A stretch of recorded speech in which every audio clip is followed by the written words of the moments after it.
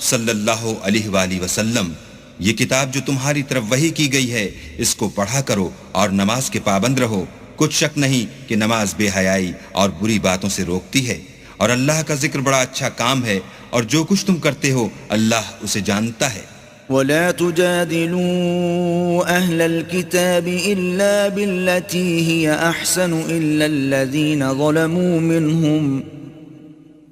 وقولوا آمنا بالذي أنزل إلينا وأنزل إليكم وإلهنا وإلهكم واحد